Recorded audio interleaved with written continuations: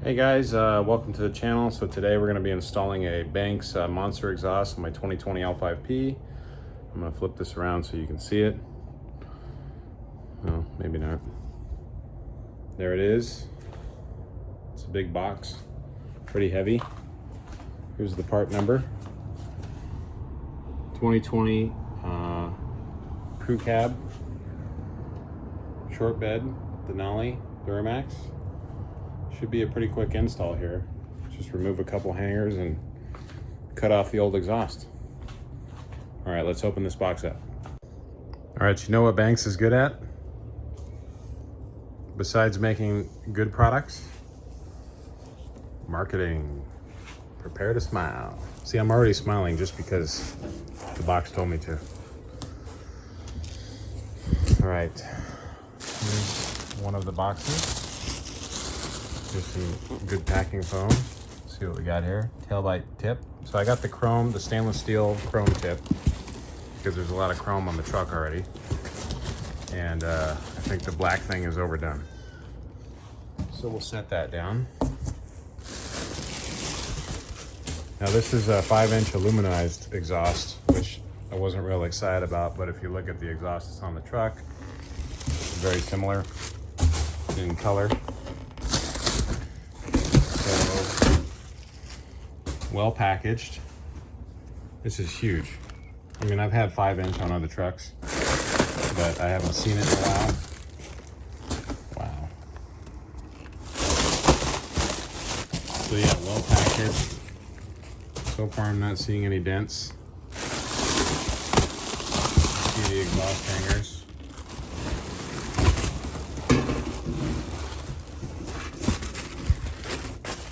Check that out. That's huge. There's the 3 clamps. So you got one to connect behind the DPF, one to connect the mid and tailpipe, and then one to connect the tip.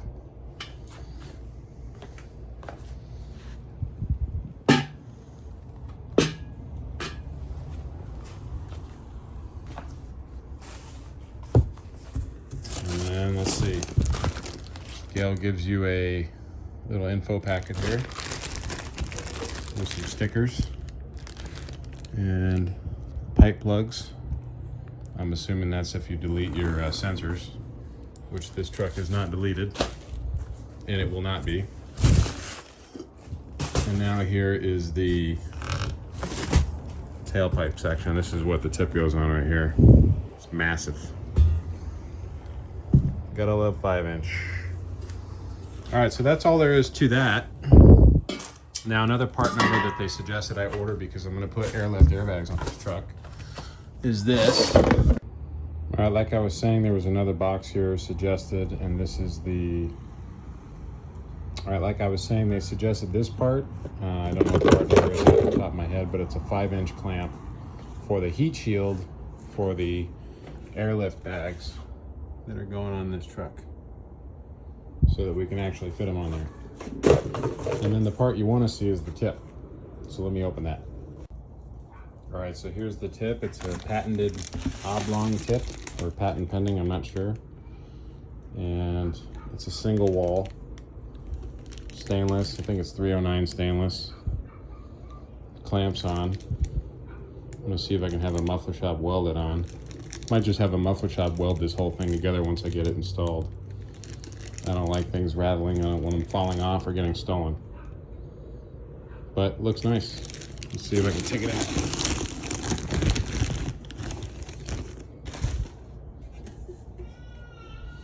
So in this case, it says Banks on the top. This is the top. But in previous videos, I've seen it on the bottom, and on this one, it doesn't have it on the bottom. So let's go see what it looks like on the truck.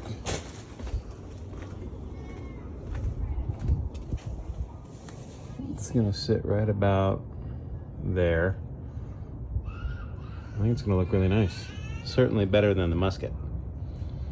And the whole point of this is to get rid of that little neck down piece.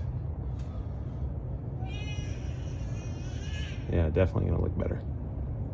All right, before we go doing anything, I want to get a remote start vid to see if there's a sound difference.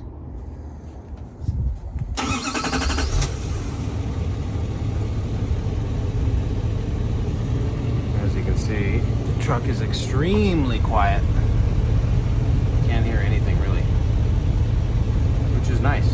I don't want to hear anything. I just want to feel the performance. I'll take another one after the new exhaust is installed. All right, so the cool thing here is that they actually give you a QR code. You can bring up the install guide on your phone and also register the product. And then it shows you exactly what this is for before you start cutting. So we know that this manual is for my part number. It's one of those. And there's a warranty sheet, a little advertisement in here. Again, like I told you, a couple pipe plugs I'm not going to be using. And then a little manual, I think. Oh, it's just a little product guide. Always advertising. Waiting for their intake to come out and the diff cover to come out. But I'm going to go ahead and bring up the install guide. All right, so here we are under the truck on the passenger side rear. There are two sensors there. And there is another sensor somewhere up there. It's over the tailpipe, over the axle. Anyway, there's a total of 3 sensors, and they tell you to remove them using a 24mm and a 17mm box wrench. And I'm going to do that now.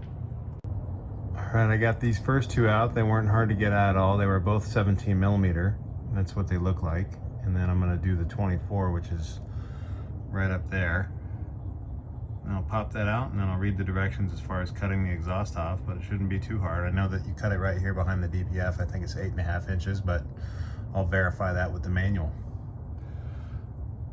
All right, so there you go. I popped that 24mm out. Super easy. Yeah, none of these were in there that tight. I didn't have to use heat or PB blaster or anything like that.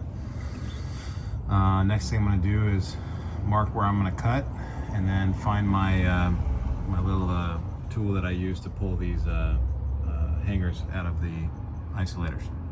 All right. All right, so I've measured for the cut, and it is 8.5 inches. So this is a 2020 crew cab short bed. So refer to your directions, but on my instructions, it says that you need to measure 8.5 inches from the inside of this hanger.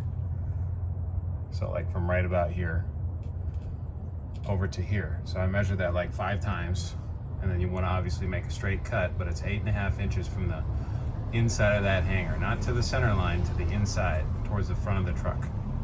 And I measured it several times. I'm gonna go ahead and cut. All right, so I made the cut. I started with a cutoff wheel and then finished it with the Sawzall, just because it was hard to get the Sawzall to stay on the mark. But I think I did a pretty good job. Guess we'll find out once I get to clean it up and get the rest of this exhaust off. All right, so I'm gonna start popping the hangers out.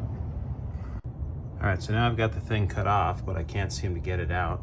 So I'm just gonna go ahead and cut it in half. Take it out in 2 pieces. All right, so this is the next piece to go on now that I've got the old exhaust out. And here's a part of it. I had to cut it in half. It is significantly heavier than the aluminized steel. See it right there?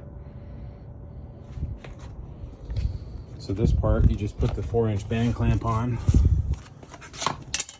under here.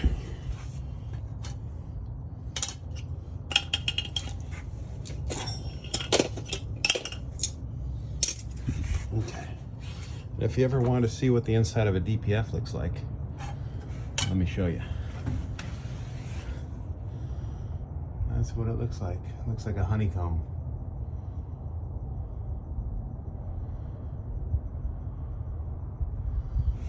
And I mean, the cut was pretty straight. It's not perfect. I don't think it'll matter though. All right, I'm gonna go ahead and get this piece hung. All right, I misspoke. So there's 2 5-inch clamps and a 4-inch clamp. Use the 4-inch clamp right here behind the DPF. And before you want to do that, you want to kind of deburr the edges, which I did with a little file that I've got. Not pictured here, but make sure you do that first. All right, so I got this first piece on here, and at first it was kind of hard to slip it into the hangers. But once you get it into the hangers and you get it seated on the where you cut it at the DPF, you just go back behind that rear tailpiece and you can grab it and get some leverage on it, shove it forward, and then you just pull it back and position it so that you can get the sensor with the hard line hooked in, because that's immobile. That thing does not move.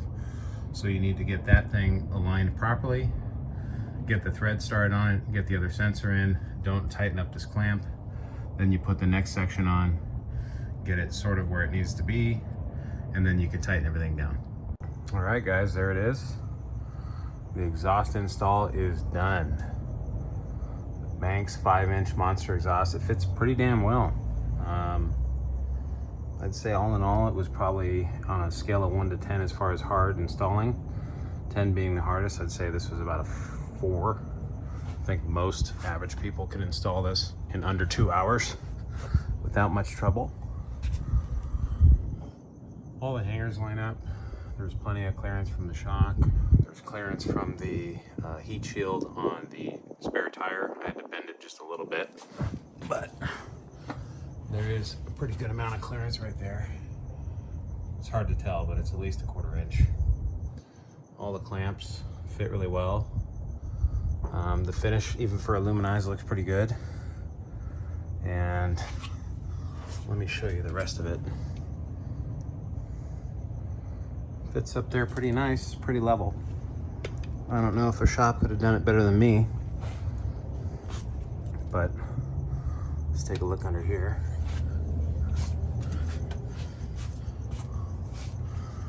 This is a 8.5 inch cut. I think it fit perfectly. There was no gap to be covered by the clamp. Fit perfectly over the tube coming out, and sensors lined up. Got those all tightened up, and the 24 mil up there is tightened up. That other clamp up there is tight, and plenty of clearance. Again, I think it looks really good. Last step here is to fire the truck up and see what the sound difference is.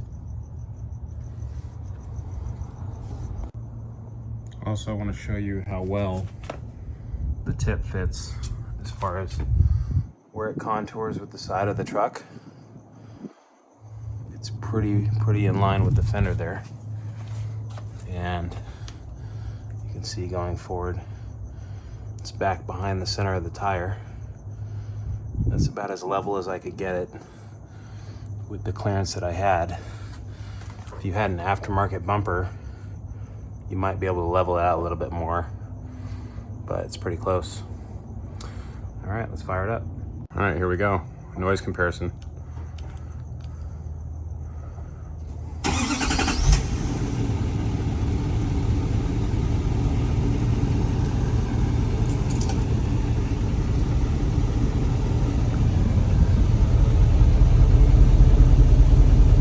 Very quiet, just like stock.